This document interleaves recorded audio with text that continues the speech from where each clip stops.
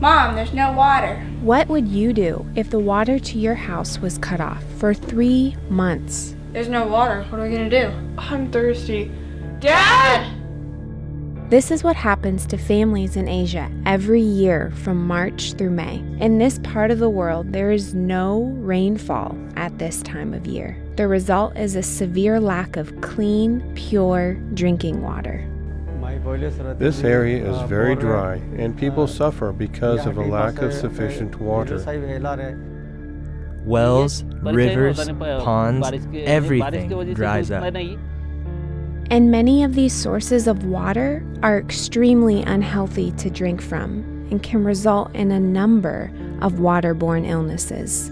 Some even lead to death. A young boy in Vimal's village became very sick. The boy passed away. There are deaths related to consuming this kind of water.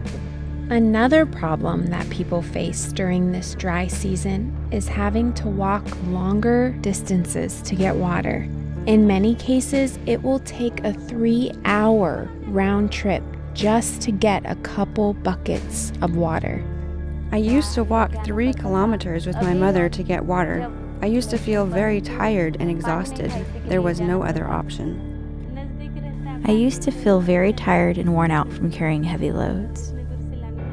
The effort it takes to acquire water limits how people use the water. If they have livestock, that adds an additional burden. We did our best to use as little water as possible. There is no water for washing clothes, so we wear them dirty. We would reuse the water from washing dishes for flushing the toilet or taking a bath.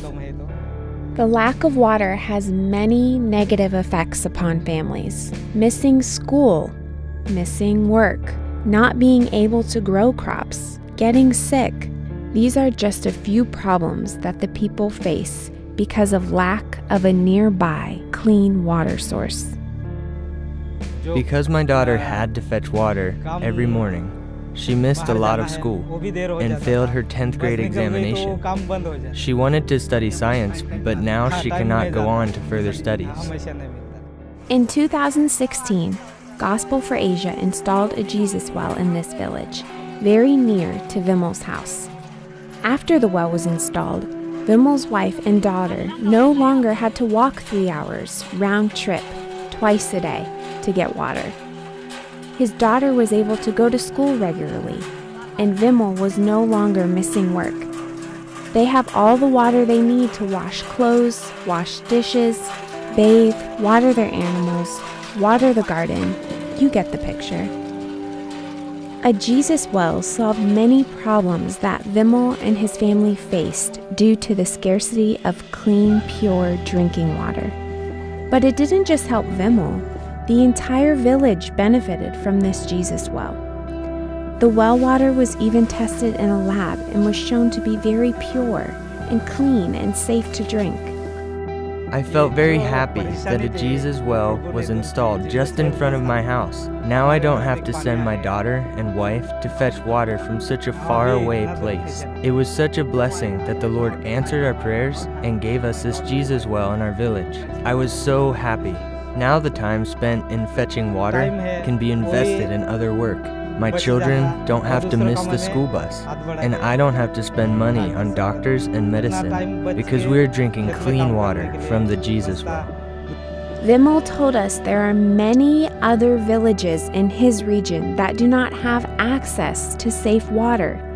He is very thankful for the Jesus well in his village and hopes more families and communities can be helped like he was.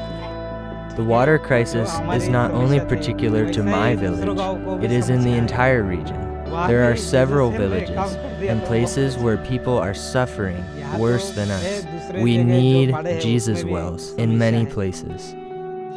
If you'd like to help provide a Jesus well to a needy village in Asia, please visit gfa.org/water.